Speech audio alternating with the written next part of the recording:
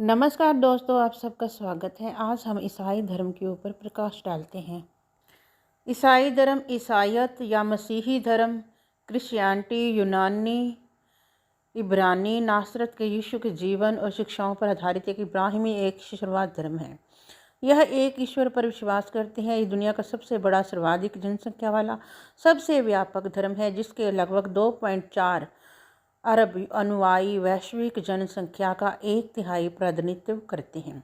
अनुमान के अनुसार इनके अनुयायी, जिन्हें ईसाई या मसीही कहा जाता है, 157 देशों और क्षेत्रों में आबादी के बहुत ज़्यादा संख्या में हैं और ये मानते हैं कि यीशु ईश्वर के पुत्र हैं, जिनकी मसीहा के रूप में भविष्यवाणी हिब्रू बाइबल यानी ईसाई धर्म में, जिसे पुराना नियम कहा जाता है, में की गई थी और बाइबल के नियम में इसका वर्णन किया गया है।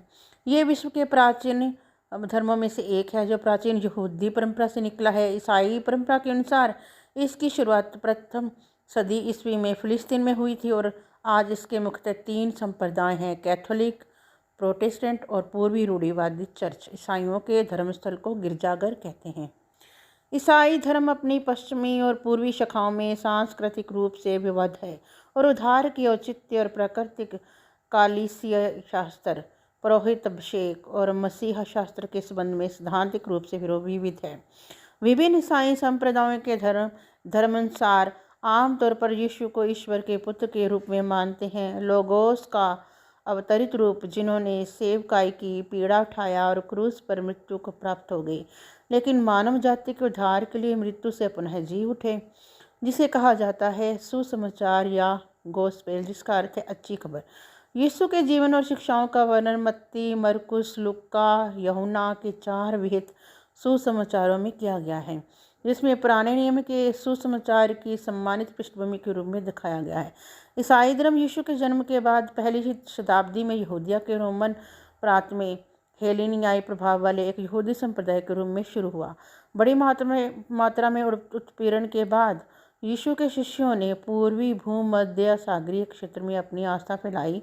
अन्य जातियों और गैर यहूदियों को शामिल करने से ईसाई धर्म धीरे धीरे यहूदी परंपरा से अलग हो गया।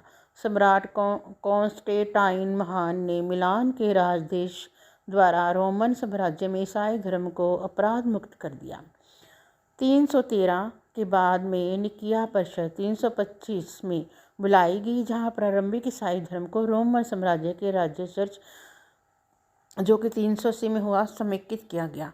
पूर्व की कलीसिया और प्राच्य रूढ़िवाद दोनों मसीही शास्त्र में मतभेद के कारण अलग हो गए, जबकि पूर्वी रूढ़िवादी कलीसिया और कैथोलिक कलीसिया पूर्व पश्चिम विच्छेद में अलग हो गए। धर्म सुधार युग में प्रोटेस्टेंटवाद कैथोलिक चर्च में कई संप्रदायों में विभाजित हो गया। खोज के युग का अनुसरण 15वीं 17वीं शताब्दी में धर्म प्रचार कार्य, व्यापार और उपनिवेशवाद के माध्यम से ईसाई धर्म का दुनिया भर में विस्तार हुआ। ईसाई धर्म ने पाश्चात्य सभ्यता के विकास में, विशेष रूप से यूरोप में प्राचीन काल और मध्य युग में प्रमुख भूमिका निभाई। ईसाई धर्म की 6 प्रमुख शाखाएं हैं: रोमन कैथोलिक पंथ, जिसमें 1.3 अरब लोग हैं; प्रोटेस्टेंटवाद 80 करोड़ लोग हैं; पूर्व रूढ़िवादी 22 करोड़ लोग हैं; प्राच्य रूढ़िवादी 6 करोड़ लोग हैं; पुनर्स्थापनवाद 3.5 करोड़ लोग हैं और पूर्व की कलीसिया 6000 लोग हैं। एकता के प्रयासों के बावजूद छोटे चर्च समुदायों की संख्या हजारों में है। पश्चिम में ईसाई धर्म पालन में गिरावट के बावजूद भी वहाँ का प्रमुख धर्म बना हुआ है, जिसकी लगभग 70% आबादी ईसाई के रूप में स्वयं ही पहचान रखती है। दुनिया के सबसे अधिक आबादी वाले महाद्वीप अफ्रीका और एशिया में ईसाई धर्म बढ़ रहा है। ईसाइयों को दुनिया के कई क्षेत्रों में, विशेष रूप से मध्य पूर्व, उत्तरी अफ्रीका, पूर्वी एशिया और एशिया, दक्षिण एशिया व भारत में बहुत उत्पीड़ित जाता है। इस पंथ की मान्यता यह है कि परमेश्वर आत्मा है, आत्मा का हड्डी और मांस नहीं होता, अर्थात जिसे हम देख नहीं सकते उसकी प्रतिमा कैसे बना सकते हैं। उस सर्वशक्तिमान परमेश्वर को कभी किसी ने शारीरिक आंखों से नहीं देखा, पर परमेश्वर ने मानव जाति पर अपनी प्रेम इस रीति प्रकट किया कि उसे मनुष्य का रूप धारण कर किया। वह पराक्रमी परमेश्वर, जिसने काल समय और मनुष्य को बनाया, वह खुद अपने काल समय में सिमट कर आया, ताकि मानव जाति उसके द्वारा अपने पापों को छुटकारा पा सके। 4वीं सदी तक ये पंथ किसी क्रांति की तरह फैला, किंतु उसके बाद ईसाई पंथ में अत्यधिक कर्मकांडों की प्रधानता तथा पंथ सत्ता ने दुनिया को अंधकार युग में धकेल दिया।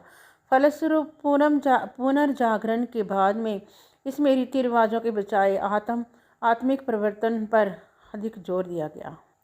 ईसाई तीन तत्ववादी हैं और ईश्वर को तीन रूपों को समझते हैं: परमपिता परमेश्वर, उनके पुत्र ईसा मसीह और पवित्र आत्मा।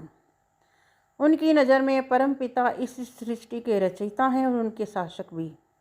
ईसा मसीह स्वयं परमेश्वर के पुत्र हैं, जो पापी सभी मनुष्यों को पाप और मृत्यु के बचाने के लिए जगत में देह धारण होकर आए थे। परमेश्वर जो पवित्र है, एक देह में प्रकट हुए ताकि पापी मनुष्यों को नहीं परंतु मनुष्यों के अंदर के पापों को खत्म कर सके।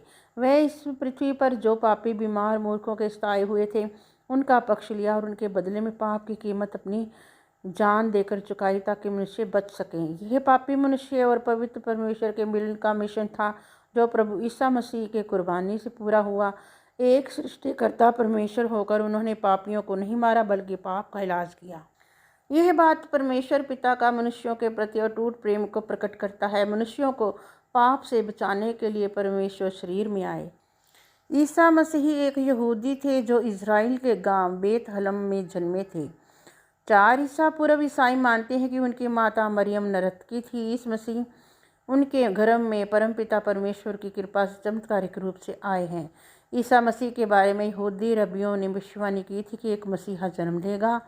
ईसा मसीह ने इज़राइल में यहूदियों के बीच प्रेम का संदेश सुनाया और कहा कि वो ही ईश्वर के पुत्र हैं। इन बातों पर पुराणपंथी यहूदी धर्मगुरु भड़क उठे और उनके कहने पर इज़राइल के रोमन राज्यपाल ने ईसा मसीह को क्रूस पर चढ़ाकर मारने का प्रावधान दे दिया। ईसा मानते हैं कि इसके 3 दिन बाद ईसा मसीह का पुनरुत्थान हुआ या ईसा मसीह पुनर्जीवित हो गए। ईसा के उपदेश बाइबल के नए नियम में उनके 12 शिष्यों द्वारा रेखांकित किए गए हैं।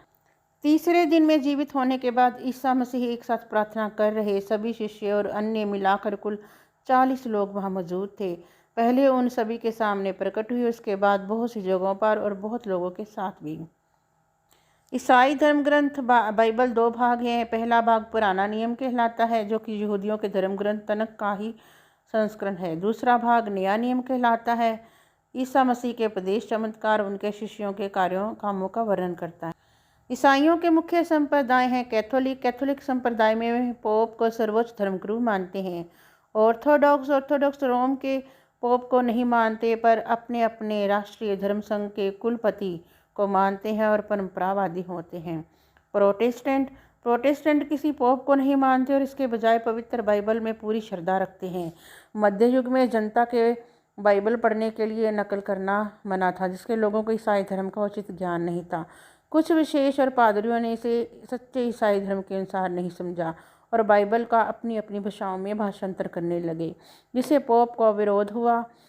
उन बिशप और पादरियों ने पोप से अलग होकर एक नया संप्रदाय स्थापित किया, जिसे प्रोटेस्टेंट कहते हैं।